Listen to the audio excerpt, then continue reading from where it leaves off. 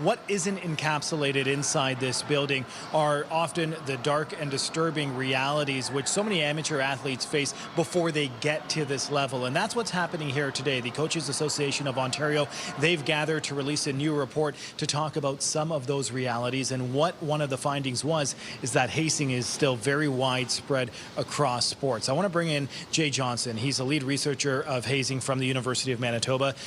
Jay, if you could just share some light with our viewers in terms of what were some of the findings? Sure. Well, what we're finding, unfortunately, is that hazing is still going on.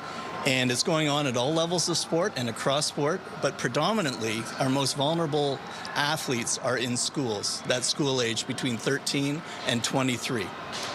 I think when we talk about hazing, often our minds go to the most extreme, but hazing can take on a number of different, identities, if you can shed some light on some of those.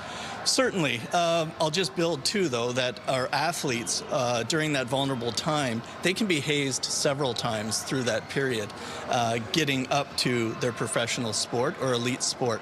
So we really need to look to change that culture and work with athletes through administrations and coaches to try and build on that.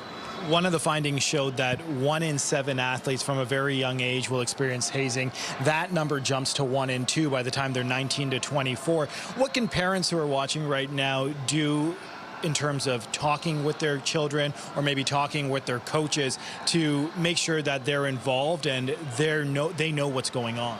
You're absolutely right. That talking part is a big part of this, because what we found is there's a disconnect between coaches' understanding of what hazing actually is and then the athletes and parents who really recognize serious and very serious hazing as problematic and something they want to get rid of. So starting with that conversation and finding out what's going on is a great starting place.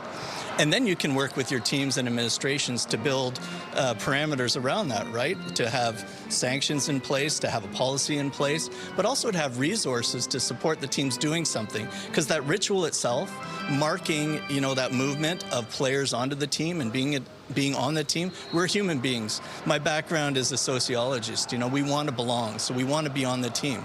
So let's build that and preserve that culture or create that culture that really supports positive team values and everything that is throughout the report.